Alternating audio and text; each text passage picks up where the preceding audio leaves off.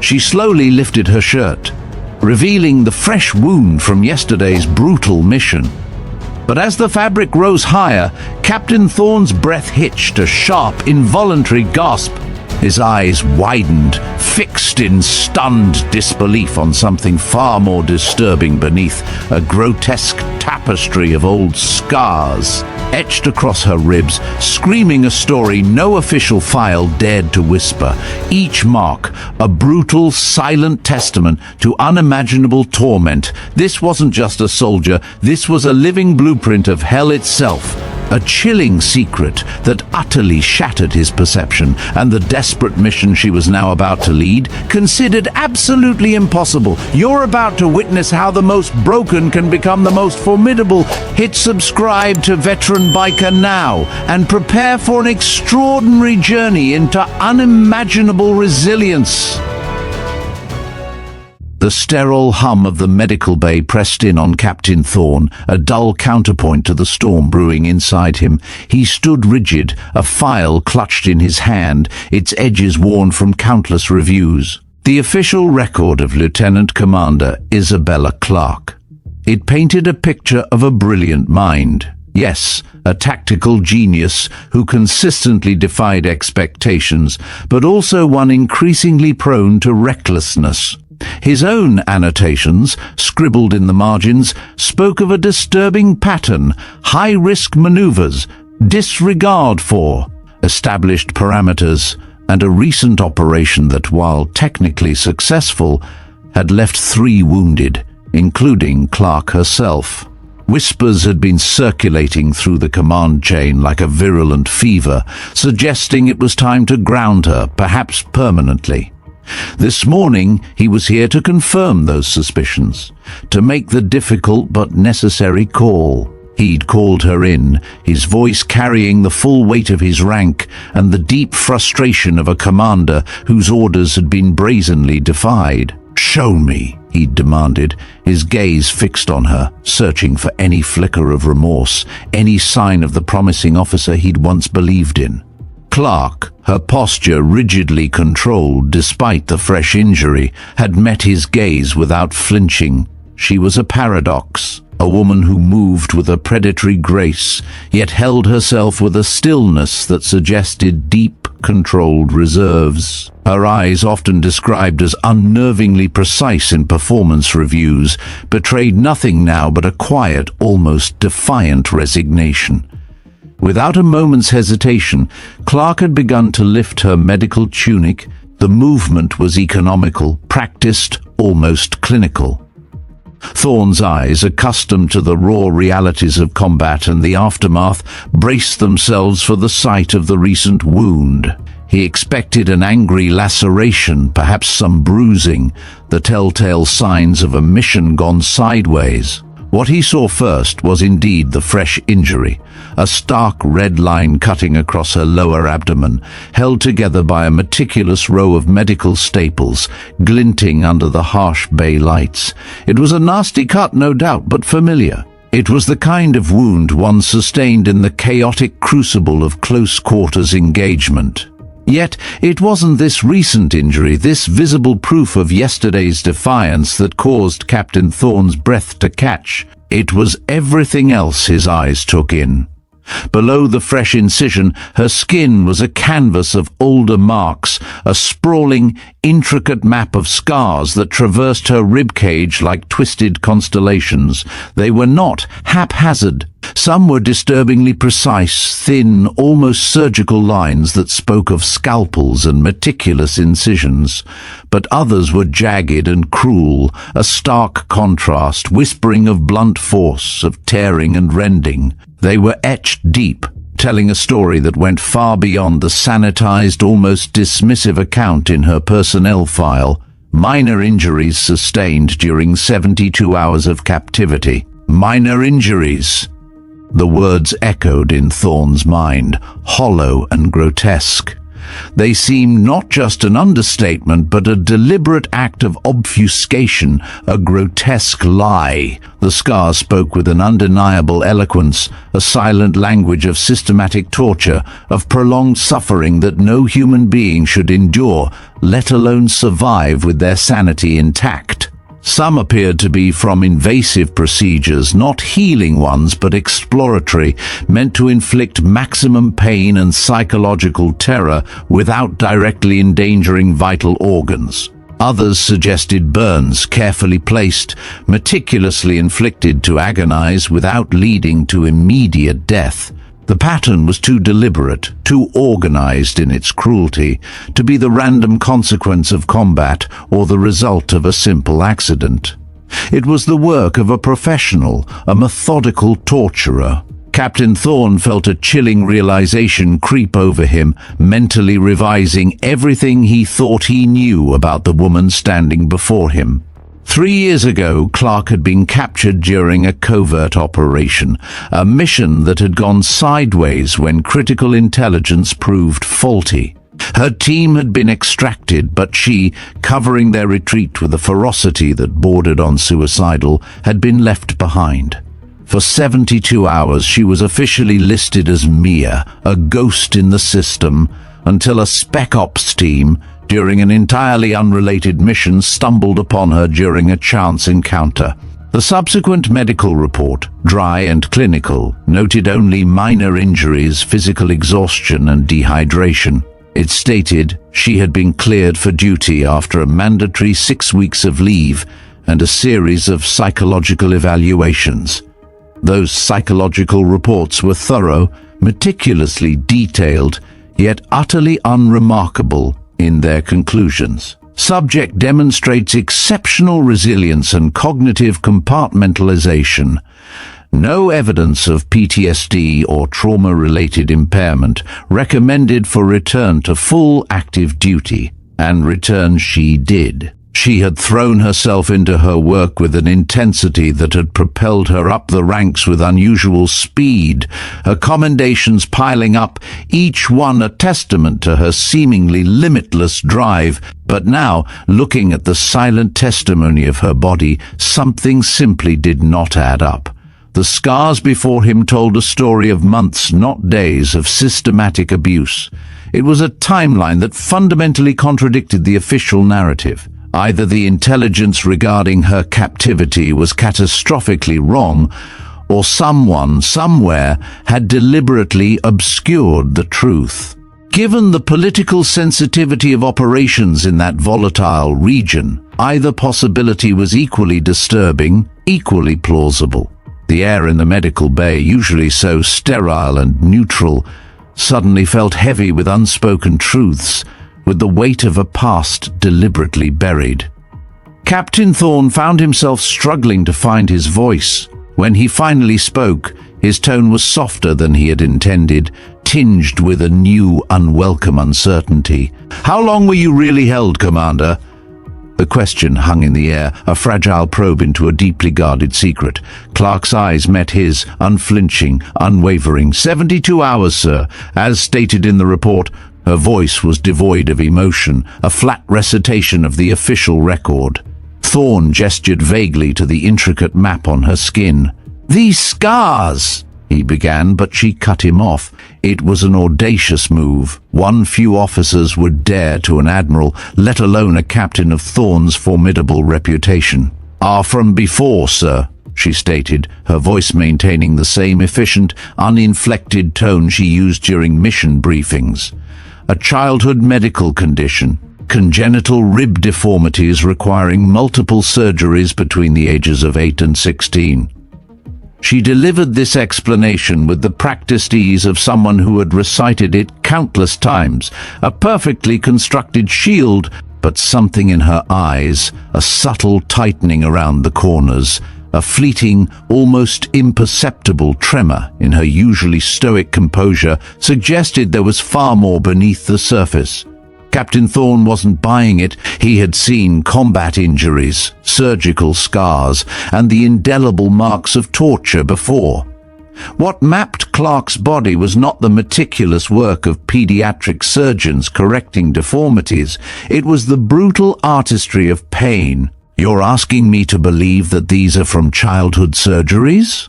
Thorne pressed, his voice laced with disbelief.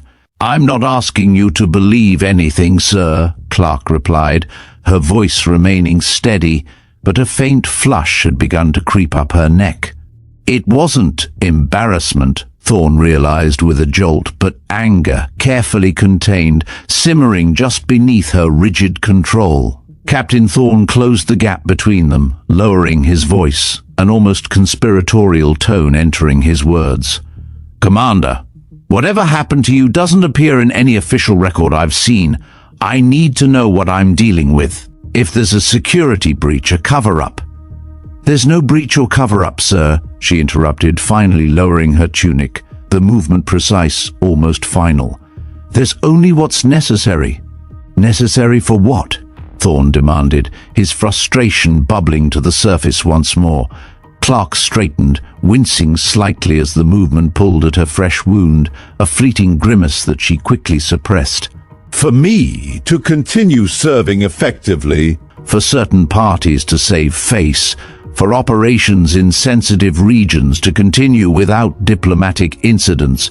Her voice was flat, matter-of-fact, as if discussing the weather. "The arrangement benefits everyone." A chill ran through Captain Thorne. "Who authorized this arrangement?" he asked, his mind racing through the potential implications, the sheer audacity of such a cover-up. "Admiral Vance, sir," Clarke replied, her eyes holding his steady.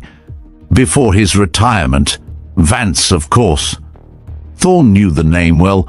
The previous fleet commander had a formidable reputation for pragmatic solutions, for cutting through bureaucratic red tape, and for sometimes skirting the very edges of protocol. He had also been Clarke's first commanding officer, the one who had personally recruited her from the academy, where she had graduated top of her class in linguistics and cryptography. The pieces, though terrifying, were beginning to fall into place. "And what exactly did this arrangement entail, Commander?" Thorne asked, his voice now almost a whisper, compelled by the sheer weight of the unfolding revelations. Clarke's expression didn't change, but something in her posture shifted, becoming even more rigidly controlled, as if bracing herself for the final unveiling. "I was recovered after 9 weeks, not 72 hours. The additional time doesn't officially exist. The nature of my injuries and the information extracted during interrogation were deemed sensitive enough to warrant redaction from all but the highest level records, and the psychological impact of whatever happened during those 9 weeks was addressed privately through channels authorized by Admiral Vance." She paused then, her voice a fraction louder, a subtle but unmistakable challenge entering her tone. She added, "I am fit for duty, sir." Captain Thorne studied her face, the composed features that betrayed nothing, the eyes that held his without wavering. He had spent his entire career reading people, assessing their capabilities and their breaking points. What he saw in Clarke now wasn't the recklessness that others had reported, the instability he had come to investigate. It was something far more complex, far more profound. He saw a woman who had endured unimaginable suffering and emerged not broken but tempered. He saw not a liability but a force.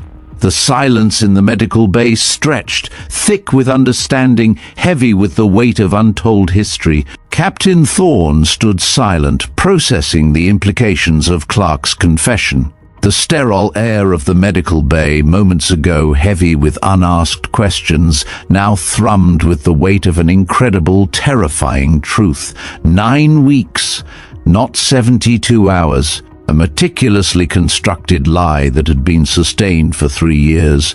A secret held not just by Clarke, but by a retired admiral, woven deep into the fabric of command. The sheer audacity of it was staggering. Yet, looking at Clarke, her face a mask of composed features that betrayed nothing, her eyes holding his without wavering. Thorne saw no sign of a shattered psyche, no fragile victim. He saw something far more complex, a woman who had endured unimaginable suffering and emerged not broken but refined, sharpened. "Yesterday's operation," Thorne began, shifting his focus, deliberately pivoting away from the raw, exposed nerve of her past, though its shadow now colored every perception. "You disobeyed direct orders." The accusation hung in the air, a familiar point of contention, but now viewed through an entirely new lens. "I adapted to changing circumstances, sir," Clarke countered, her voice steady, devoid of defensiveness. "The intelligence we received once on the ground indicated an immediate threat that wouldn't wait for authorization. If we had followed the original parameters, we would have lost the entire cell and potentially exposed our regional network." Thorne narrowed his eyes. "You couldn't have known that for certain." Doubt was ingrained in his command philosophy. Every decision had to be backed by verifiable intelligence, clear parameters. "With respect, sir, I could." There was a quiet certainty in her voice, a conviction that made him pause. The pattern of movement, the communications chatter, it matched what I've seen before. A brief shadow crossed her face then, a flicker of something ancient and terrible. "What I've experienced before." And suddenly, the pieces clicked into place for Thorne. Clarke's apparent recklessness wasn't impulsivity, wasn't a death wish as some had suggested in their hushed whispers through the command chain. It was the calculated risk-taking of someone who understood the enemy in ways that couldn't be taught in any briefing, couldn't be learned from any manual. Someone who had been on the receiving end of their methods, who had studied them with the desperate, meticulous attention of a prisoner, marking the routines of their captors. She had recognized a signature, a deadly rhythm, that only she, with her unique and horrific education, could discern. The realization shifted something fundamental in how Thorne viewed not just Clarke, but the entire command structure that had so spectacularly failed to recognize what they had in her. They had been treating her like a liability, a potential instability, when she was in fact one of their most valuable assets. Not despite what had happened to her, but precisely because of it. Her trauma wasn't a weakness. It was a forged tool, a unique lens through which to perceive and counter the very threat they were fighting. Despite everything she had endured, the unspoken horrors now etched into her very being, Clarke had never once requested special treatment or accommodation. This realization struck Captain Thorne with an unexpected force as he reflected on her service record in this profound new light. She hadn't sought comfort, she had sought purpose. "Put your tunic down, Commander," Thorne said quietly, finding his voice again, the previous accusatory edge now softened by awe. The medical bay's soft hum filled the silence between them as Clarke adjusted her uniform with practiced efficiency, her face betraying no discomfort despite the fresh wound. It was a testament to her iron will, or perhaps a lifetime of suppressing pain. "Your record shows you've never taken extended leave apart from the mandatory 6 weeks after your recovery," Thorne observed, leaning against the examination table, his gaze now speculative rather than critical. "Not even when you were entitled to it." Clarke's posture remained perfect, shoulders square despite the strain it must have caused her. "There was work to be done, sir." The answer was simple, direct, irrefutable in its logic. Thorne opened her file again, flipping through pages he had reviewed dozens of times, but was only now truly seeing. 3 consecutive deployments without rotation, volunteering for every high-risk operation in the sector, refusing promotion twice when it would have moved you to a desk position.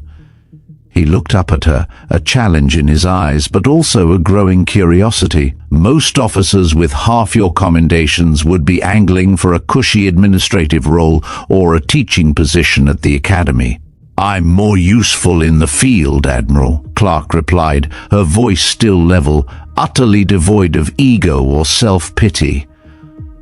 Or perhaps you believe you're more expendable in the field, Thorne countered. Watching her reaction carefully, something flickered in her eyes then, not surprise at being read so easily, but perhaps resignation, a quiet weariness that hinted at a burden far heavier than any he'd ever carried. "Permission to speak freely, sir," Clarke stated, her voice returning to its matter-of-fact tone. "Granted." "You didn't come here to discuss my career trajectory," Clarke continued, her gaze unwavering. "You came to relieve me of duty because yesterday's operation deviated from parameters, and the brass needs someone to blame for the casualties." Thorne set the file down, a slight smile playing on his lips despite the gravity of the situation. Few officers would dare speak to him with such directness, such unvarnished truth. That was the plan. "Yes, then with respect, sir," Clarke stated, her voice carrying a subtle, understated power, "let's not pretend this is about my leave schedule or promotion track." Thorne found himself chuckling softly. "Fair enough, Commander, but I find myself curious about something." He gestured vaguely to her midsection where the scars lay hidden once more beneath her uniform. "Most people who have endured what you have, what I now suspect you have, they either break or they demand consideration. Special assignments, lighter duties, therapeutic accommodations. I don't need special consideration to do my job, sir." The reply was instantaneous, almost a reflex. "No, evidently not. In fact, according to your performance reviews, you consistently exceed expectations in high-pressure situations. Your tactical decisions under fire are described as unnervingly precise. Your ability to anticipate enemy movements has been called almost preternatural." He paused, studying her, a new line of inquiry forming in his mind. "I wonder if your superiors would have used those terms had they known what I now know." Clarke remained silent, waiting, a stoic sentinel against the ghosts of her past. "Captain Mercer notes here that you've never used the trauma support services available to all personnel, despite his direct recommendation following the Karak incident last year." Thorne continued, flipping a page in the file. "I have my own methods for processing stress, Admiral. Such as, with respect, sir, that's personal." Thorne nodded slowly. "The thing is, Commander, when an officer consistently refuses support services, it raises questions about their psychological fitness. When that same officer also takes increasingly calculated risks in the field, it creates a pattern. My risks are never calculated to endanger my team," Clarke interrupted, a rare crack in her composure, her voice a low, fierce growl that vibrated with suppressed emotion. "Every decision I've made has been to minimize casualties and accomplish mission objectives. At what cost to yourself, though?" Thorne pressed, seizing the opening in her armor. "3 injuries requiring medical intervention in the past year alone. The medical officer tells me you checked yourself out against advice each time. I heal quickly." The words were clipped, dismissive. "That's not the point, and you know it." Thorne moved closer, lowering his voice, though they were alone in the bay. "Commander, I've been in this service for 32 years. I've seen what happens to operators who use the field as a form of self-punishment or atonement. It never ends well for them or for the people who depend on them." Clarke's jaw tightened, almost imperceptibly, a muscle twitching beneath her skin. "Is that what you think I'm doing? Punishing myself?"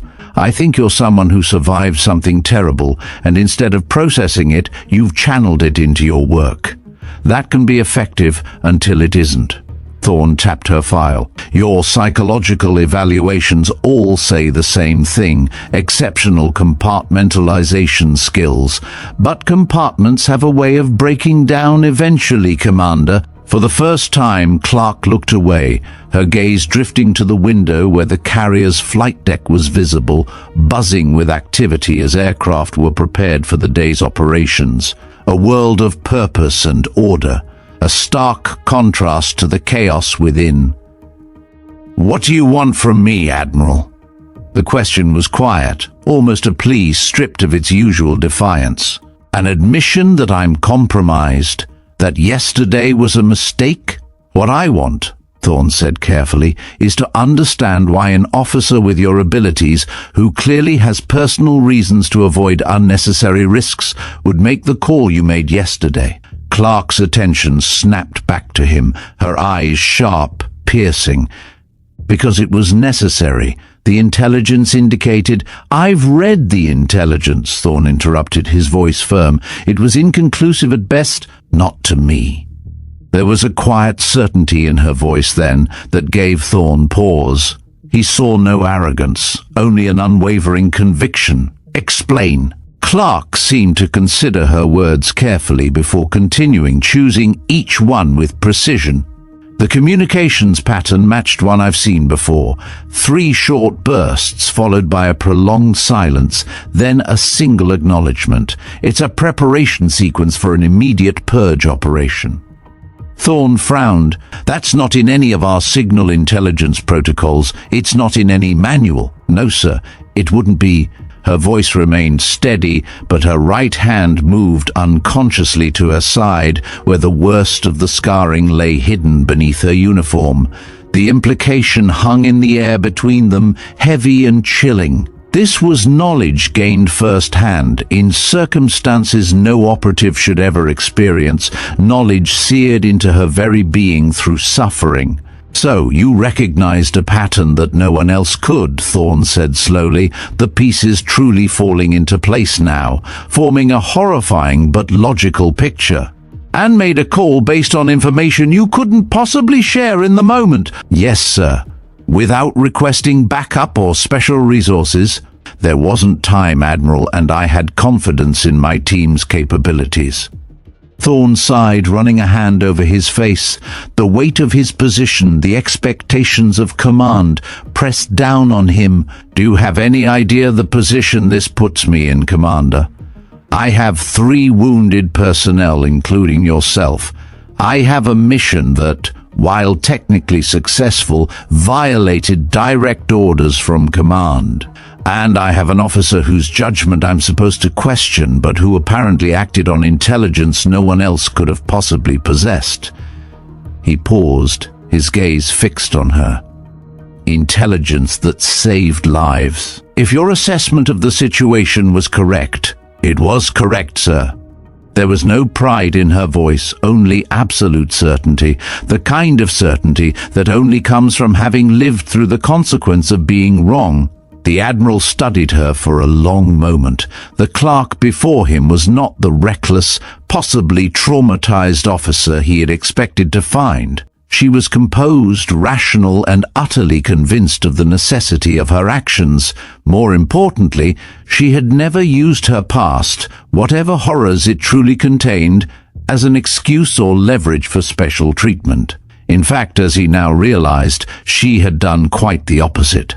Clarke had taken the unthinkable experiences she had endured and transmuted them into an exceptional skill set that made her uniquely valuable in the field. Where others might have retreated to safety, she had pushed forward, using her hard-won knowledge to protect her team and accomplish missions that might otherwise have failed.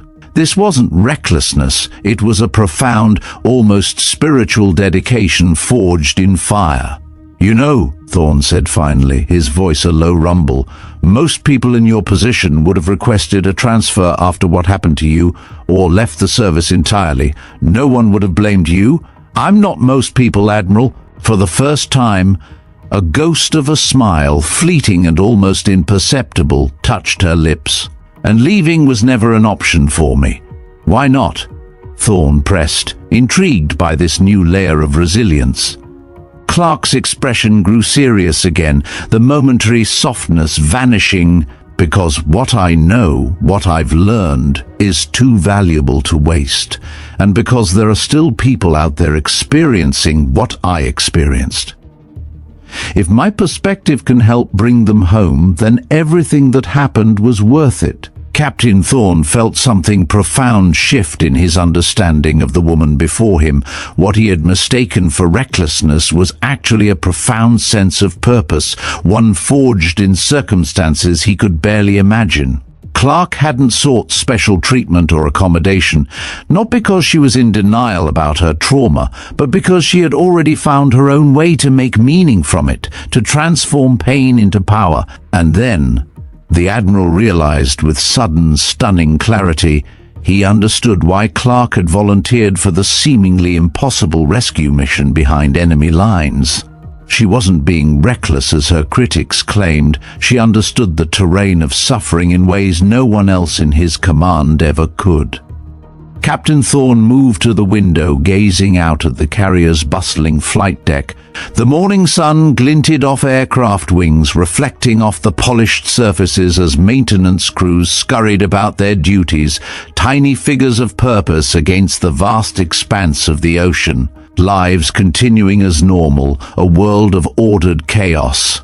While he stood in this quiet medical bay, his understanding of that very world, and the people who fought for it, shifting profoundly beneath his feet. The weight of his initial judgment, the collective opinion of command, felt suddenly hollow based on an incomplete and profoundly misleading truth.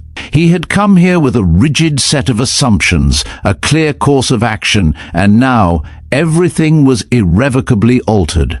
"There's something I still don't understand, Commander," Thorne said, his voice softer, less commanding, more reflective, without turning from the window. The question wasn't an interrogation, it was a genuine search for comprehension. "The mission you volunteered for next week." He heard Clarke shift position on the examination table behind him, the slight rustle of her uniform, the faint sound of fabric against her healing wound. "Operation Kingfisher," she stated, her voice returning to its efficient professional cadence, as if discussing a routine training exercise. "What about it, sir?" Now Thorne did turn, studying her face carefully. He looked for any hesitation, any sign of the fear that should naturally accompany such a proposition. But her features remained composed, her eyes steady, betraying nothing. "It's a suicide mission, everyone knows it. Extraction of 3 intelligence assets from Vasha province, deep in territory controlled by the very same group that held you." He let the words sink in, allowing the grim reality of the assignment to hang heavy in the air. Most operatives would avoid that region altogether, yet you specifically requested to lead the team. Clarke met his gaze steadily, her composure unwavering. "I'm the most qualified." The answer was direct, factual, devoid of any bravado. "That's what your request said," Thorne acknowledged, a hint of weariness in his voice. "I want to know why." He needed to understand the true impetus behind this decision, to discern whether it was a death wish, a desperate need for vengeance, or something else entirely. A moment of silence stretched between them, thick with anticipation. Clarke seemed to choose her words with meticulous care, as if weighing each one for its exact impact. When she finally spoke, her voice was quieter than before, a hushed intensity, but no less resolute. "Because no one else understands what those assets are experiencing right now. No one else knows what they need to survive, not just physically, but mentally." "You think your experience gives you an edge?" Thorne pressed, though a part of him already knew the answer. "I know it does, sir." Clarke stood up then, a faint wince crossing her features as the movement pulled at her fresh abdominal wound. She pushed through the pain effortlessly, her posture regaining its rigid perfection. "I know the facility they're being held in. I know the guards' rotation patterns, the blind spots in their security systems, and the psychological tactics they employ to break their prisoners." Thorne's brow furrowed in disbelief. "How could you possibly know all that?" "The intelligence briefing only confirmed the location last week. The facility in Vasha province was notorious, a black site that intelligence had only recently pinpointed with any certainty. Information about its internal workings was almost non-existent. Because it's the same facility where I was held." The words hung in the air, heavy with implication, striking Thorne with the force of a physical blow. The silence that followed was absolute, broken only by the distant rhythmic thrum of the carrier's engines. "The official record says I was recovered during a separate operation," Thorne stated, his voice barely a whisper, grappling with this new, profound layer of deception. "But that wasn't entirely accurate. I escaped." "You escaped?" Captain Thorne couldn't keep the disbelief, the sheer astonishment from his voice. His mind reeled, trying to reconcile this impossible claim with everything he knew. No one escaped from Vasha detention centers. They were considered impenetrable, designed to crush the spirit as much as the body.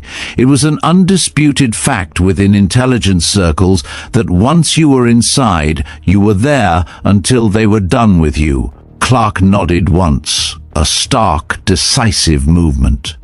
"On my 58th day of captivity, I made it 12 kilometers before a Spec Ops team found me," she continued, her voice devoid of triumph, merely stating a fact of survival. The rescue operation they were conducting failed. The assets were moved just hours before they arrived, but they found me, half dead, trying to reach the extraction point I'd memorized during my initial briefing.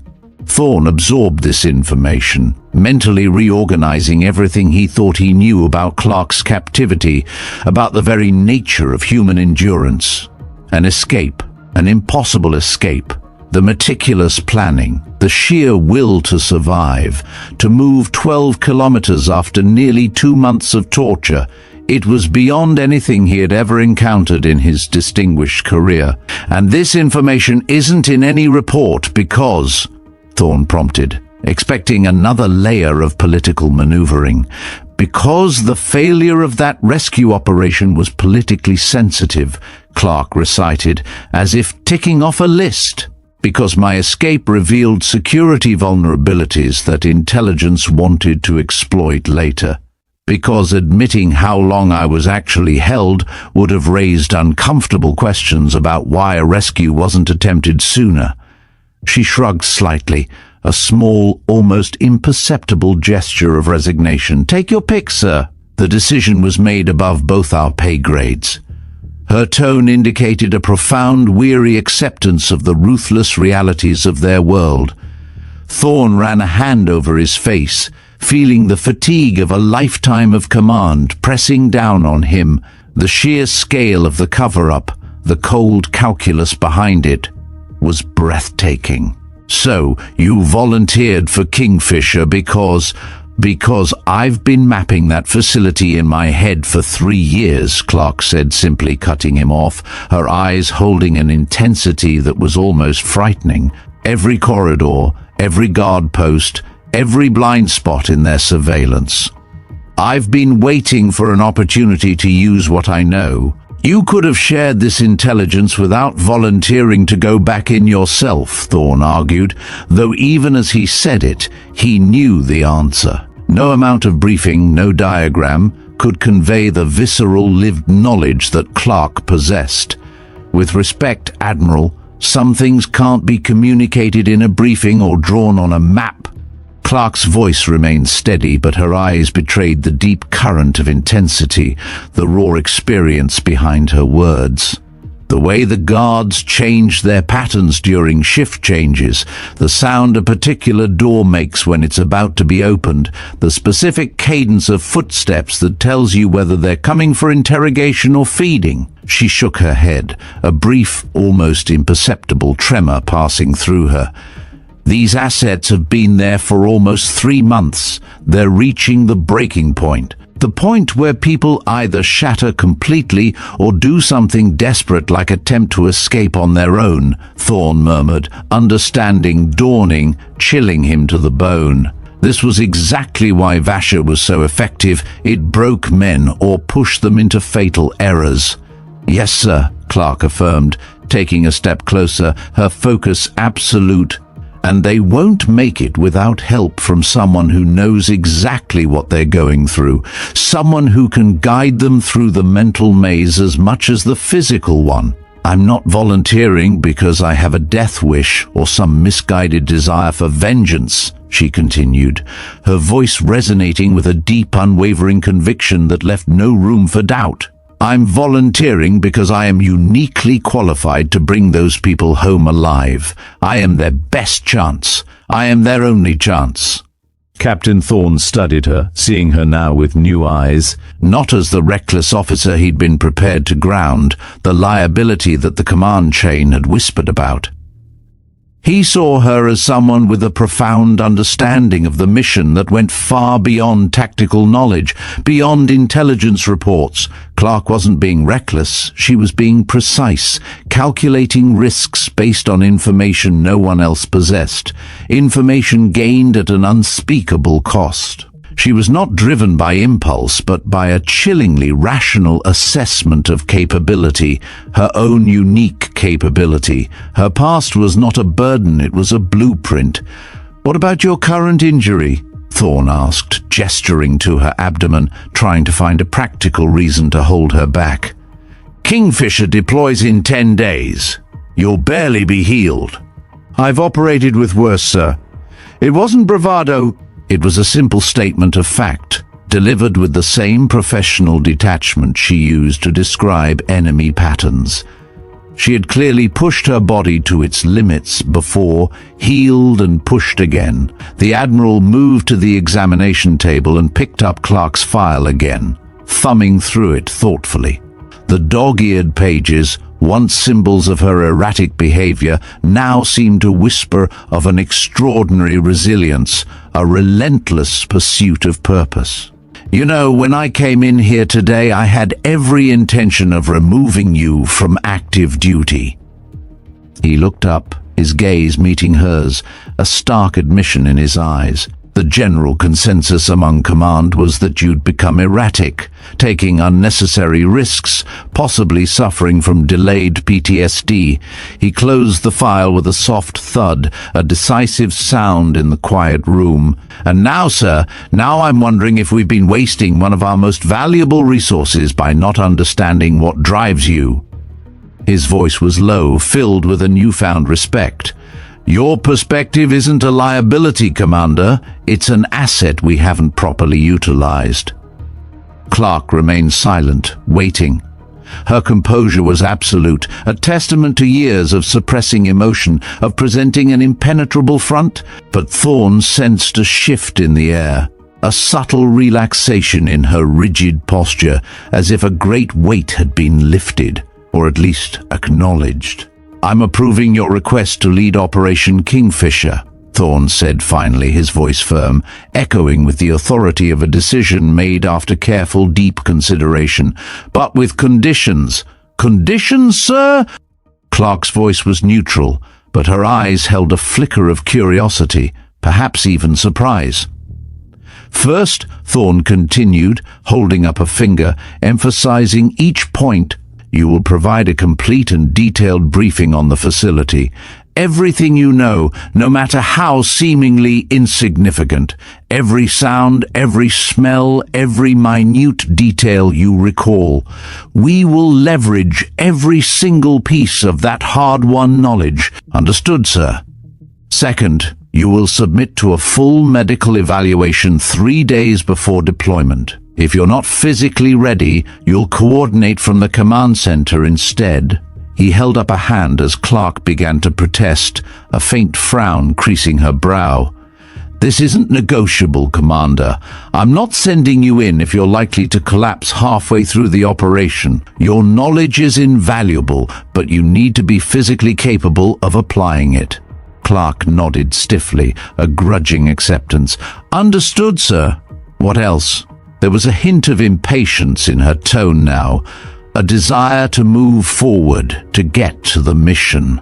"Third and most importantly," Thorne continued, his voice softening slightly, a paternal concern entering his tone that he rarely displayed.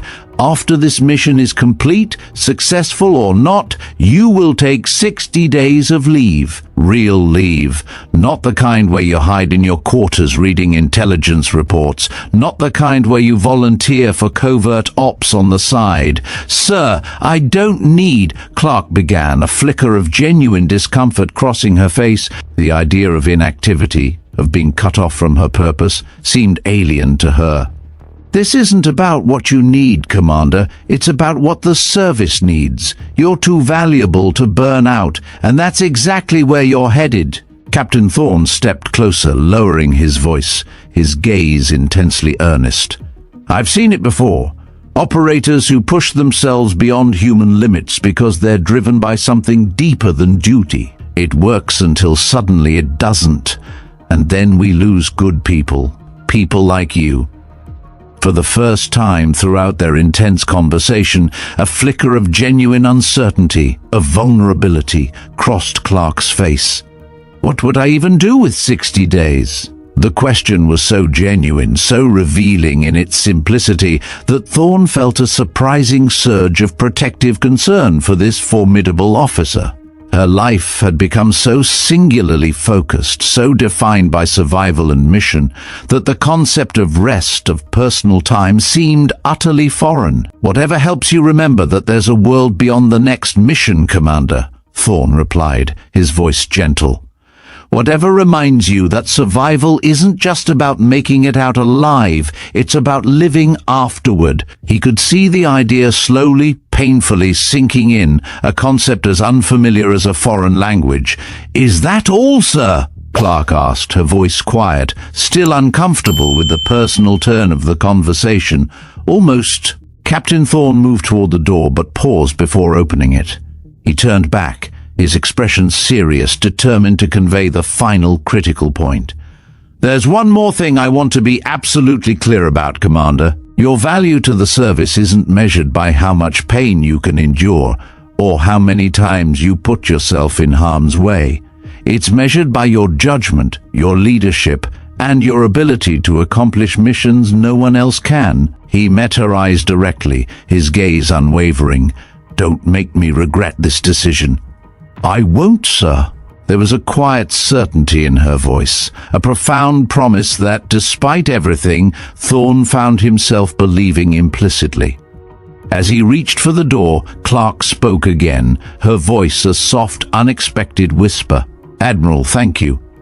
Thorne nodded, a silent acknowledgement. He understood. She wasn't thanking him merely for approving the mission or for the chance to use her unique skills. She was thanking him for seeing her, truly seeing her, perhaps for the very first time, for recognizing the strength forged in her suffering, and not just the scars. Prove me right, Commander, Thorne said simply, his voice low, a final challenge and an unspoken bond, and left the medical bay. As the door closed behind him, Captain Thorne stood for a moment in the corridor, processing the unexpected turn the morning had taken. He had arrived intending to ground an officer he believed was becoming a liability, a threat to herself and her team. Instead, he was deploying her on one of the most critical missions in the region, now convinced she was not just their best option, but possibly their only real hope for success. The scars that mapped Lieutenant Commander Clarke's body told a story far different from what her official record contained.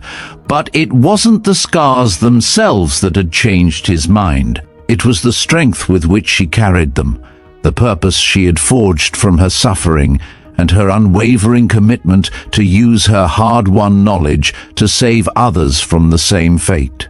As he walked toward the bridge, Captain Thorne made a mental note to review other cases where officers' judgment had been questioned after trauma. Perhaps Clarke wasn't the exception. Perhaps the system itself needed to recognize that some wounds, visible or not, didn't weaken a soldier but transformed them, giving them insights and capabilities that couldn't be taught in any training program. Sometimes, he reflected, the The most valuable officers weren't those who had never been broken, but those who had shattered and rebuilt themselves into something stronger, more determined, and infinitely more knowing about the darkest corners of the world they were fighting to protect. The week leading up to Operation Kingfisher was a blur of frenetic activity for Captain Thorne. His decision to not only keep Commander Clarke on active duty but to place her at the head of a mission deemed suicidal had sent ripples, if not outright shockwaves, through various layers of command. There were murmurs of Thorne's own judgment being compromised, whispers of him taking an unprecedented risk. But Thorne, now armed with the profound, unsettling truth of Clarke's past, felt a steel conviction that superseded all doubt. He had seen an asset where others saw a liability, a tool forged in fire where others saw only a wound. His first priority was the comprehensive briefing Clarke was now obligated to provide. Thorne had cleared out one of the most secure, soundproof debriefing rooms on the carrier. Only a select few were granted access. Thorne himself, the head of intelligence, the lead tactical officer for Kingfisher, and a specialized team of cartographers and signal analysts. Even in this high-level assembly, the atmosphere was thick with skepticism. They knew the official report on Clarke's captivity, 72 hours, minor injuries. They knew the reputation of Vasha province and its detention centers, impenetrable, inescapable. No one had ever believed detailed intelligence on its interior layout could be obtained, let alone from a survivor. Clarke walked in, her gait even, her expression composed, carrying only a small unmarked data slate. She took her place at the head of the long polished table, the room's harsh fluorescent lights illuminating the faint lines of fatigue beneath her eyes, the only outward sign of the ordeal she was still healing from. "Good morning," she stated, her voice clear and dispassionate. "Operation Kingfisher, facility debrief." She began methodically, not with maps or diagrams, but with sensory details.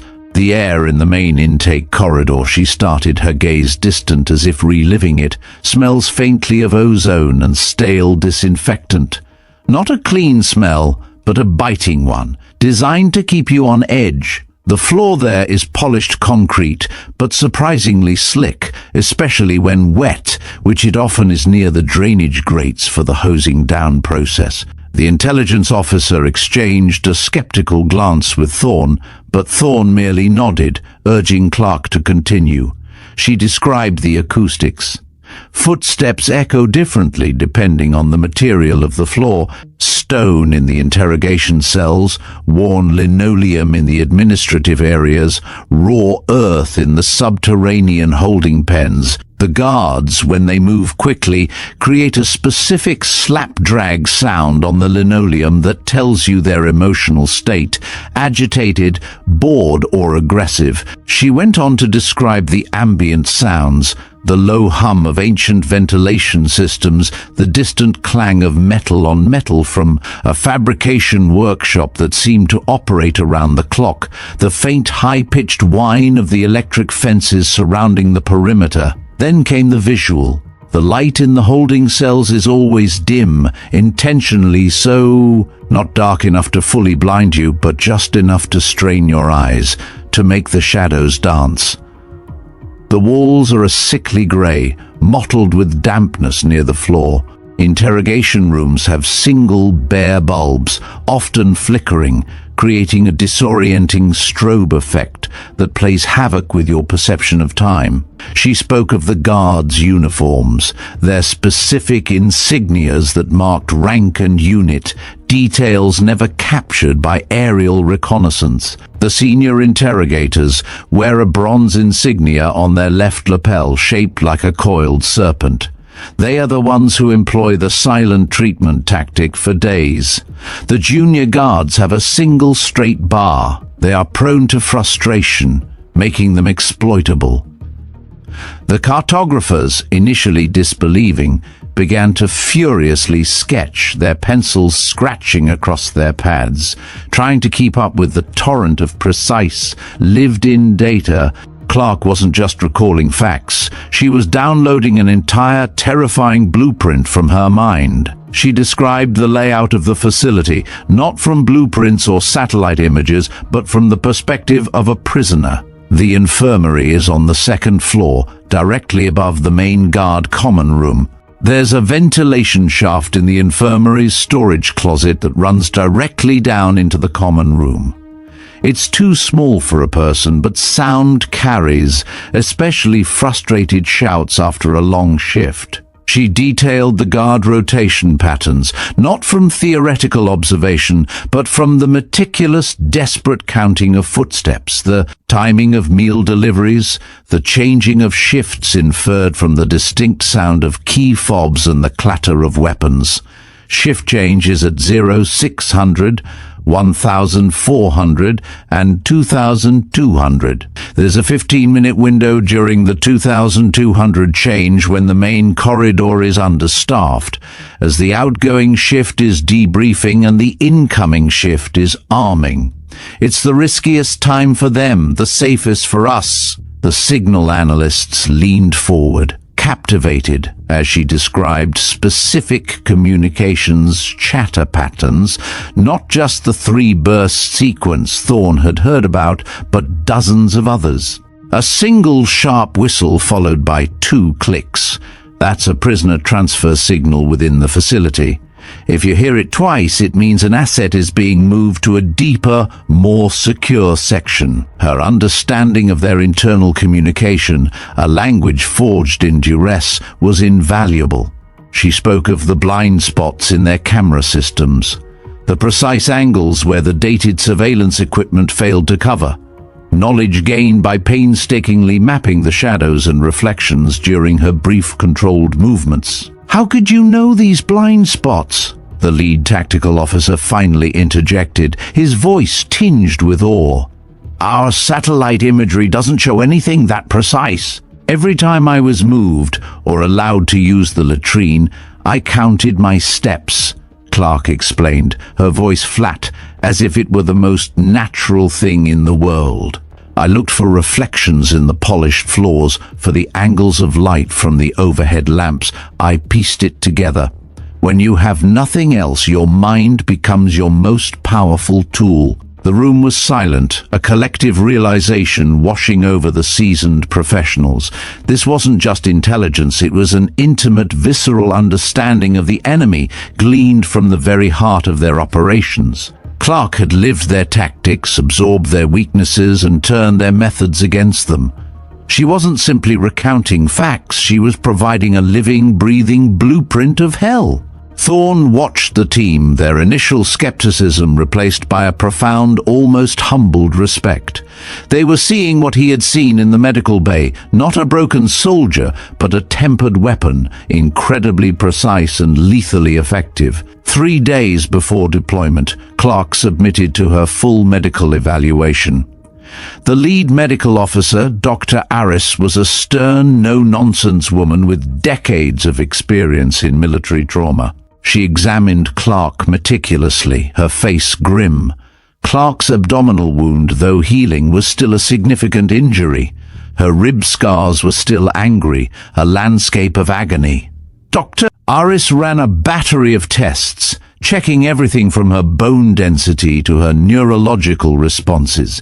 "Commander Clarke," Dr. Aris stated, her voice tight, after reviewing the scans, "your physical healing is progressing as expected, but you are still recovering from a recent surgical intervention. Furthermore, your body shows signs of significant chronic stress and past physical trauma that could compromise your endurance in a high-stress, prolonged combat situation." "I am fit for duty, Doctor," Clarke countered, her voice unwavering. "My performance will not be compromised." Dr. Aris sighed, running a hand through her short, graying hair. "Your psychological reports, while noting exceptional compartmentalization, also indicate a tendency to push yourself past normal human limits. In a combat scenario like Kingfisher, that could be catastrophic." She looked directly at Clarke. "You're cleared for light duty, Commander." But full combat readiness? It's pushing it. I advise against it. Thorne, who was present for this final assessment, stepped forward. Doctor, Commander Clarke has information critical to this mission that no one else possesses. Her physical presence on the ground is deemed essential for success and for minimizing casualties. With all due respect, Captain, Dr. Aris said, her gaze firm, my job is to ensure our personnel are physically sound. Sending her in like this is irresponsible. Her core strength is still compromised. A sudden impact, a fall, even prolonged exertion could reopen that wound, or worse. Thorne nodded, acknowledging her concerns. I understand your assessment, Doctor, but the strategic imperative of this mission is extraordinary. Commander Clarke's unique insight into the target facility and into the psychological state of the asset she's rescuing means her role transcends mere physical combat. She will be leading, guiding, observing. Her team will be there for the heavy lifting. Even so, Doctor, Aris persisted, there are limits to what the body can endure, even for someone as resilient as Commander Clarke. Thorne turned to Clarke. Commander, Dr. Aris's concerns are valid. This is not a request. If you are not physically ready, as per the conditions, you will coordinate from the command center. There is no room for bravado here.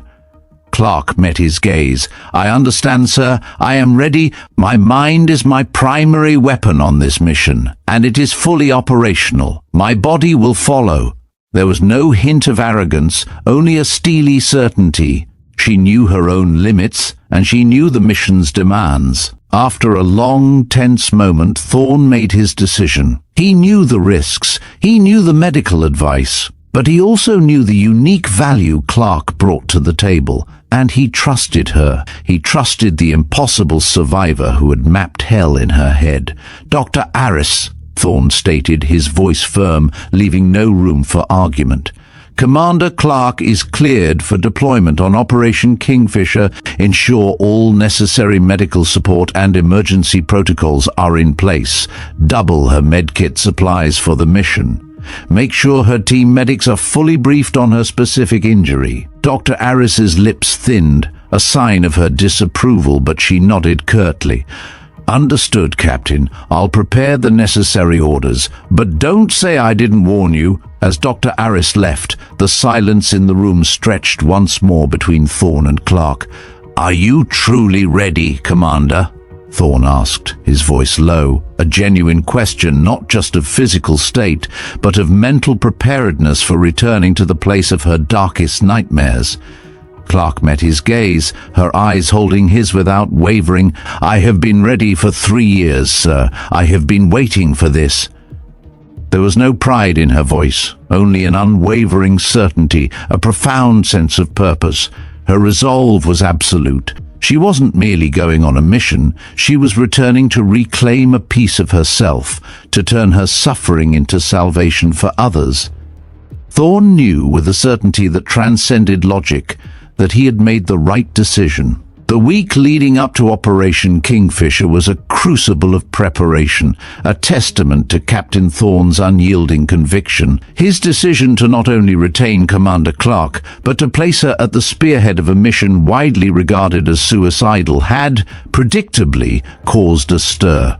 Whispers of Thorne's own judgment being compromised circulated through the top brass, hushed concerns about an unprecedented risk being taken. Yet, armed with the profound, unsettling truth of Clarke's past, Thorne felt an unshakable resolve. He saw not a liability, but an invaluable asset, not a wound, but a weapon forged in the searing fires of unimaginable suffering. His immediate priority was the comprehensive briefing Clarke was now obligated to provide. Thorne had designated one of the carrier's most secure, soundproofed debriefing rooms for the purpose. Access was rigorously restricted to a hand-picked few. Thorne himself, the seasoned head of naval intelligence, the lead tactical officer for Kingfisher, and a specialized team of cartographers and signal analysts. Even within this elite assembly, an undercurrent of skepticism persisted. They knew the official report on Clarke's captivity, a neat clinical 72 hours, minor injuries. They knew the grim reputation of Vasha province and its notorious detention centers, impregnable, inescapable. No one had ever truly believed that detailed intelligence on its interior could be obtained, let alone from a survivor. The very notion seemed to defy logic, bordering on the fantastical. Clarke entered the room with an almost unnatural composure, her gait even, her expression a mask of professional detachment. She carried only a small, unmarked data slate, taking her place at the head of the long, polished table. The room's harsh fluorescent lights highlighted the faint lines of fatigue. Beneath her eyes, the only outward sign of the ordeal she was still healing from, the constant battle against the invisible currents of pain. "Good morning," she stated, her voice clear, dispassionate, completely devoid of any personal inflection. "Operation Kingfisher, facility debrief." She began methodically, her presentation a stark departure from standard intelligence briefings. There were no maps displayed initially, no satellite images projected onto the screen. Instead, she started with sensory details, painting a vivid, almost unsettling picture of the detention center from the perspective of someone who had lived its every agonizing moment. "The air in the main intake corridor," she began, her gaze distant, as if reliving each breath, "smells faintly of ozone and stale disinfectant. Not a clean, sterile smell, but a biting, metallic one, designed to keep you perpetually on edge.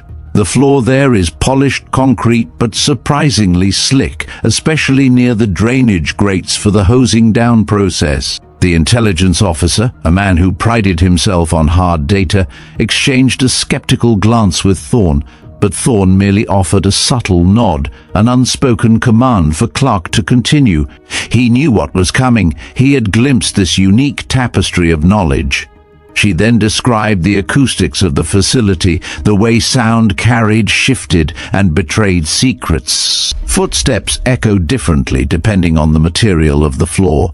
Stone in the deeper interrogation cells, worn linoleum in the administrative areas, raw earth in the subterranean holding pens. The guards, when they move quickly, create a specific slap-drag sound on the linoleum that tells you their emotional state: agitated, bored, or aggressive. She went on, detailing the constant ambient sounds, the low, vibrating hum of ancient ventilation systems, the distant rhythmic clang of metal on metal from a fabrication workshop that seemed to operate around the clock, the faint, high-pitched whine of the electric fences surrounding the perimeter, a constant, irritating hum designed to fray nerves. Then came the visual landscape of her personal hell. The light in the holding cells is always dim, intentionally so. Not dark enough to fully blind you, but just enough to strain your eyes, to make the shadows dance and play tricks on your mind. The walls are a sickly grey, mottled with dampness near the floor, almost alive with grime. Interrogation rooms have single bare bulbs, often flickering, creating a disorienting strobe effect that plays havoc with your perception of time, blurring the edges of reality. She spoke of the guards' uniforms, their specific insignias that marked rank and unit, minute details never before captured by the highest resolution aerial reconnaissance. The senior interrogators wear a bronze insignia on their left lapel shaped like a coiled serpent. They are the ones who employ the silent treatment tactic for days, designed to break the mind. The junior guards have a single straight bar. They are prone to frustration, making them exploitable if one knows how to push the right buttons. The cartographers, initially rigid with disbelief, slowly began to furiously sketch, their pencils scratching across their pads, desperate to keep pace with the torrent of precise, lived-in data. Clarke wasn't simply recalling facts from a briefing. She was meticulously downloading an entire terrifying blueprint from the deepest recesses of her mind, a memory palace built of pain. She described the layout of the facility not from blueprints or theoretical diagrams, but from the brutal, visceral perspective of a prisoner forced to learn every inch for survival. The infirmary is on the second floor, directly above the main guard common room. There's a ventilation shaft in the infirmary's storage closet that runs directly down into the common room. It's too small for a person, but sound carries, especially frustrated shouts and arguments after a long shift. A potential listening post if one is desperate enough. She detailed the guard rotation patterns, not from theoretical observation, but from the painstaking, desperate counting of footsteps echoing down corridors, the precise timing of meager meal deliveries, the changing of shifts inferred from the distinct sound of key fobs and the clatter of weapons.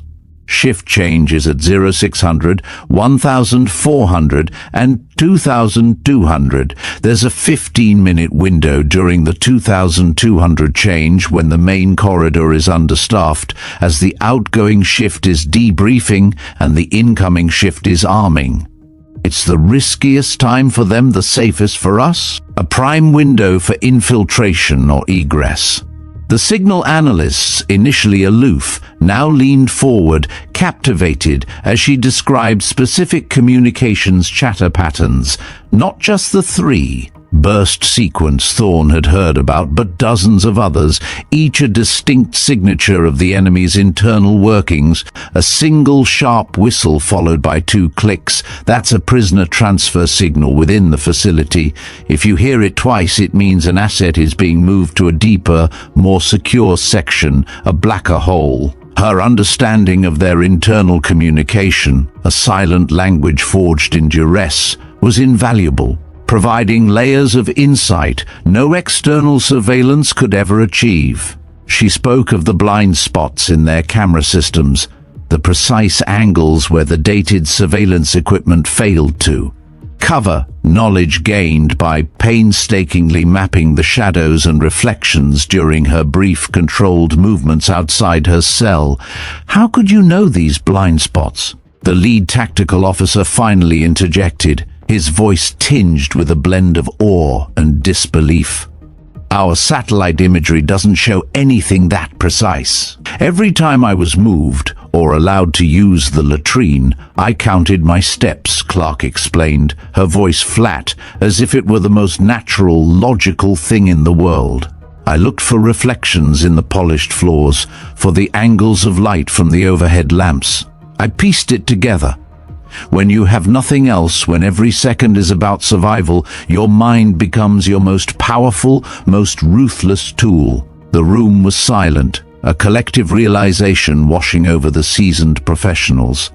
This wasn't just intelligence, it was an intimate, visceral understanding of the enemy, gleaned from the very heart of their operations. Clarke had not merely survived their tactics, she had lived them, absorbed their weaknesses, and in a twisted, horrifying way, turned their methods against them. She wasn't simply recounting facts, she was providing a living, breathing blueprint of hell, etched into her very soul. Thorne watched the team, their initial skepticism replaced by a profound, almost humbled respect. They were seeing what he had seen in the medical bay. Not a broken soldier, but a tempered weapon, incredibly precise and lethally effective. The air, once thick with doubt, now hummed with a newfound, almost reluctant, belief. 3 days before deployment, Clarke submitted to her full medical evaluation as per Thorne's conditions. The lead medical officer, Dr. Aris, was a stern, no-nonsense woman with decades of experience in military trauma and a reputation for unyielding adherence to protocol. She examined Clarke meticulously, her face grim, every movement betraying her deep concern. Clarke's abdominal wound, though slowly healing, was still a significant injury, a visible vulnerability. Her rib scars remained an angry, mottled landscape of agony, a stark reminder of past horrors. Dr. Aris ran a battery of exhaustive tests, checking everything from her bone density and muscle integrity to her neurological responses and stress markers. "Commander Clarke," Dr. Aris stated, her voice tight with professional disapproval after reviewing the latest scans and readouts. "Your physical healing is progressing as expected, but you are still recovering from a recent surgical intervention that significantly impacted your core musculature. Furthermore, your body shows pervasive signs of significant chronic stress and past physical trauma that could severely compromise your endurance in a high-stress, prolonged combat situation." "I am fit for duty, Doctor," Clarke countered, her voice unwavering, a familiar refrain of defiance. "My performance will not be compromised." Dr. Aris sighed, running a hand through her short, graying hair, a gesture of exasperation. "Your psychological reports, while noting exceptional compartmentalization, also clearly indicate a tendency to push yourself past normal human limits, often to the point of self-detriment. In a combat scenario like Kingfisher, pushing those limits could be catastrophic for you and, by extension, your team." She looked directly at Clarke, her gaze sharp and unwavering. "You're cleared for light duty, Commander, but full combat readiness for a mission of this intensity? It's pushing every ethical and medical boundary. I strongly advise against it." Thorne, who had insisted on being present for this final assessment, stepped forward, his expression grave. "Doctor, Commander Clarke possesses information critical to this mission that no one else in our command, or perhaps even in our entire intelligence network, possesses. Her physical presence on the ground is deemed absolutely essential for the success of this operation and for minimizing potential casualties." He understood the doctor's ethical dilemma, but the stakes were too high. "With all due respect, Captain," Dr. Aris responded, her gaze firm, meeting his without flinching, "my job is to ensure our personnel are physically sound for deployment. Sending her in like this is irresponsible. Her core strength is still compromised. A sudden impact, a fall during an extraction, even prolonged physical exertion could reopen that wound, cause internal bleeding, or worse. She would become a liability, not an asset, if her body gives out." Thorne nodded slowly, acknowledging the validity of her concerns. He was fully aware of the medical risks, but he also weighed them against the near certainty of failure without Clarke's unique, terrifying insight. "I understand your assessment, Doctor, but the strategic imperative of this mission is extraordinary, overriding standard protocols. Commander Clarke's unique insight into the target facility and, crucially, into the psychological state of the assets she's rescuing, means her role transcends mere physical combat. She will be leading, guiding, observing. Her team will be there for the heavy lifting, to handle the physical engagement." "Even so," Dr. Aris persisted, her voice betraying a hint of frustration, "there are limits to what the human body can endure, even for someone as resilient as Commander Clarke. She is pushing against a precipice." Thorne turned to Clarke, his eyes locking with hers. "Commander, Dr. Aris's concerns are valid. This is not a request, and there is no room for bravado. As per the conditions we agreed upon, if you are not physically ready, if there is any doubt whatsoever, you will coordinate this mission from the command center. I need you effective, not heroic." Clarke met his gaze, her expression unreadable. "I understand, sir, and I assure you I am ready. My mind is my primary weapon on this mission, and it is fully operational. My body will follow. It always has." There was no hint of arrogance, only a steely, unyielding certainty. She knew her own limits, with an intimacy born of repeated violation, and she knew the mission's demands with a clarity forged in fire. After a long, tense moment of silent deliberation, Thorne made his final decision. He knew the risks, he knew the medical advice, but he also knew the unique, irreplaceable value Clarke brought to the table. And he trusted her. He trusted the impossible survivor who had mapped hell in her head and carried its blueprints in her bones. "Dr. Aris," Thorne stated, his voice firm, resonating with finality, leaving no room for further argument. "Commander Clarke is cleared for deployment on Operation Kingfisher. Ensure all necessary medical support and emergency protocols are in place. Double her medkit supplies for the mission. Make sure her team medics are fully briefed on her specific injury and potential complications." Dr. Aris's lips thinned, a clear sign of her deep disapproval, but she nodded curtly, acknowledging the order from her superior. "Understood, Captain. I'll prepare the necessary directives, but don't say I didn't warn you." Her tone was clipped, professional, yet a sense of foreboding lingered in her final words. As Dr. Aris left the medical bay, the silence in the room stretched once more between Thorne and Clarke, a quiet understanding passing between them. "Are you truly ready, Commander?" Thorne asked, his voice low. A genuine question not just of physical state, but of the immense mental and emotional fortitude required to return to the very place of her darkest nightmares. Clarke met his gaze, her eyes holding his without wavering, devoid of fear, filled only with a profound and terrifying resolve. "I have been ready for 3 years, sir. I have been waiting for this." There was no pride in her voice, only an unwavering certainty, a profound sense of purpose that transcended mere duty. She wasn't simply going on a mission. She was returning to reclaim a piece of herself, to turn her suffering into salvation for others. Thorne knew, with a certainty that transcended logic, that he had made the right decision. This was not a gamble, it was a calculated deployment of their most unique and formidable asset. 10 days later, under the shroud of a moonless night, Operation Kingfisher commenced. The air on the flight deck was thick with the roar of engines and the scent of jet fuel, a familiar symphony of impending deployment. Commander Isabella Clarke stood by the ramp of the stealth transport, her gear meticulously checked, her expression unreadable. Beside her, her hand-picked team, a tight-knit unit of highly skilled operatives, moved with the quiet efficiency of seasoned professionals. They trusted Clarke implicitly, their loyalty forged in countless high-stakes scenarios. What they didn't know was the true blueprint of hell she carried in her mind. Only Captain Thorne, standing on the observation deck, looking down at the shadowed figures, truly understood the unique burden she bore. The transport, a sleek dark silhouette against the faintest hint of starlight, lifted off with a silent grace, vanishing into the night sky.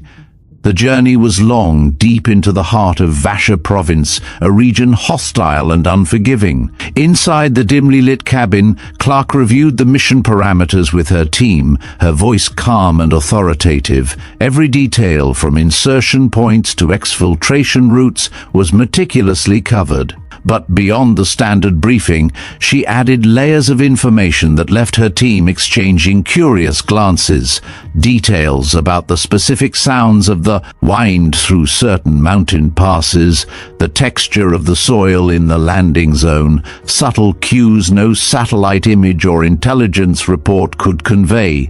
These were the instincts of a survivor, sharpened to a preternatural degree. Their insertion was flawless. The team rappelled silently onto a desolate, rocky plateau, the air immediately heavy with the same faint, biting ozone smell Clarke had described. It was a smell that clawed at the back of her throat, a phantom limb of memory. She paused for a moment, letting the sensory input wash over her, calibrating herself to the environment. The wind whispered through the jagged rock formations with a familiar moan. It was here. This was where her nightmare began, and where she would end it for others. 5 clicks north. Clarke whispered into her comm, her voice barely audible above the wind. Then we follow the dry riverbed. Avoid the ridgeline at grid Alpha 7. There's a patrol route with an acoustic sensor, old model, but still active. It'll pick up anything heavier than a fox. Her team leader, a burly, unflappable sergeant named Miller, nodded, trusting her instinct without question. His eyes scanned the rugged terrain, but he was relying on Clarke's internalized map. As they moved through the desolate landscape, Clarke guided them with an unnerving precision. She seemed to know where every loose rock was, where every shadow pooled deepest. She pointed out faint, almost invisible tracks, not military patrols, but local smugglers, a detail that would be crucial for blending in later if needed. Her movements were fluid, economical, every step placed with a deliberate intent, a ghost moving through a landscape it knew intimately. They approached the facility under the cover of the pre-dawn darkness. From their vantage point on a desolate hill, the detention center was a sprawling, low-slung complex, its perimeter, fences barely visible in the gloom, punctuated by the faint, high-pitched whine of electric current Clarke had described. It looked exactly as she had mapped it in her mind. Main entrance is to the west, heavily guarded, Clarke briefed in a low voice, pointing with a gloved finger. Service tunnel to the east, less visible but heavily trapped. We enter through the old sewage conduit, Sector Gamma 9. It's partially collapsed, but still navigable for one person at a time, and it bypasses all perimeter sensors. The entry point is hidden by a rock outcropping that looks like an old burial mound. Her team looked at the seemingly impenetrable facility, then back at her. This was not in any recon report they had seen. "You're sure about this conduit, Commander?" Miller asked, a hint of concern in his voice. "It's not on our schematics." "I am certain," Clarke affirmed, her voice steel. "It's small, unpleasant, and hasn't been used in years, which means it's overlooked. Its structural integrity is compromised in 2 sections, but passable with care." Her knowledge was absolute, chillingly precise. They found the conduit exactly as Clarke described, hidden beneath the unassuming rock outcropping. The stench was immediate and overwhelming, a foul cocktail of decay and stagnant water. Miller hesitated, but Clarke didn't. She slipped into the dark, narrow opening without a moment's pause, her small frame disappearing into the reeking darkness. Her team followed, grimacing but trusting. Inside, the conduit was a claustrophobic tunnel of concrete and earth, illuminated only by their tactical headlamps. Clarke moved with an almost preternatural ease, navigating collapsed sections and submerged pathways as if walking through her own home. "Left here," she'd whisper, "mind the rebar. Right, under that cracked pipe, the one that drips rhythmically." Her sense of direction was infallible, guided by a terrifying internal GPS of suffering. They emerged into the bowels of the facility, exactly where Clarke had predicted, a neglected maintenance tunnel deep beneath the administrative block. The air, though stale, was a relief after the conduit's stench. They were in, unseen, unheard. "Main guard common room is directly above us," Clarke whispered, gesturing upwards. "Ventilation shaft access is in that storage closet, through the narrow vent. We'll use it to monitor their shift change." Her description of the common room's acoustics, the faint echoes of frustrated shouts, confirmed her earlier briefing. They waited patiently for the 2200 shift change, the critical 15-minute window Clarke had detailed. The sounds from above shifted, the heavy thud of boots, the clatter of weapons, the low murmur of tired voices. Then the distinct slap-drag of linoleum as the outgoing shift debriefed. Clarke's eyes, even in the dim light, seemed to sharpen, processing every nuance. "Now," she breathed, a single decisive word. They moved with practiced speed and silence through the facility's internal passages. Clarke led, her movements fluid and economical, her every step placed with a deliberate purpose that seemed guided by an invisible force. She avoided the camera blind spots with uncanny precision, navigating dimly lit corridors as if walking in broad daylight. She moved through the facility not like an intruder, but like a ghost returning home, intimately familiar with every shadow and every echo. They reached the holding block. The air here was heavy with despair. The sickly grey walls Clarke had described were mottled with dampness, and the dim, flickering lights cast long, unsettling shadows. 3 months. That was how long the assets had been here. They would be at their breaking point. Clarke had emphasized this during her briefing. They needed not just physical extraction, but psychological guidance through the terror. Clarke stopped outside a specific cell.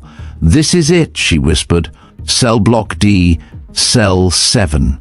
Her voice was devoid of emotion, but her hand instinctively went to her ribcage, a brief, unconscious gesture. The memories were here, palpable, raw. Miller prepared to breach, but Clarke held up a hand. "Wait! Listen!" She closed her eyes for a moment, her head tilted, listening intently to the faint, almost imperceptible sounds from inside the cell. A slight rhythmic scratching, barely audible. "They're marking days," she murmured, a flicker of understanding, of shared suffering in her eyes. "A survival mechanism." She spoke into her comm, a low, controlled voice. 2 guards, standard patrol, coming from the north corridor. Single straight bar insignia, frustrated, just finished their rounds. Her team immediately melted into the shadows, weapons raised, ready. The 2 guards rounded the corner, their footsteps echoing with the slap drag on the linoleum Clarke had described. They were indeed frustrated, grumbling to each other about a delayed meal break. They passed their position, unaware, their chatter fading. "This is the moment," Clarke said. "Their guard is down mentally." Miller gave the signal and his team moved. The breach was swift and silent, executed with brutal efficiency. The cell door swung open. Inside, 3 gaunt figures huddled in the oppressive dimness. Their eyes, wide with fear and disbelief, slowly registered the presence of the Special Ops team. They were broken, starved, but alive. Clarke stepped forward, her face illuminated by the faint light from the cell. She didn't offer a hand, didn't make a loud declaration. Instead, she knelt down, lowering herself to their eye level, her voice soft but firm, cutting through the haze of their despair. "We're here to take you home." Her gaze was direct, empathetic, and something in it spoke to the deepest parts of their tortured souls. A shared understanding, a silent promise. "We know what you've been through. We know what it's like. You're safe now. Trust me. I know this place." Her final words, "I know this place," held an undeniable authority, a terrifying resonance that seemed to calm their trembling forms instantly. It was the authority of a survivor speaking to other survivors. The assets looked at her, then at each other, and a flicker of desperate hope ignited in their eyes. The impossible had just become real. And so, Captain Thorne learned that some wounds don't break a soldier, they forge a weapon. Isabella Clarke's story is a powerful reminder that true strength often emerges from the deepest shadows, transforming pain into purpose. Her resilience, a beacon for us all, shows us the extraordinary capabilities hidden within the human spirit. If her journey resonated with you, hit that like button and subscribe to Veteran Biker for more untold tales of courage and transformation. What did you find most compelling about Clarke's incredible journey? Share your thoughts in the comments below, and don't forget to check out our other videos appearing on screen now.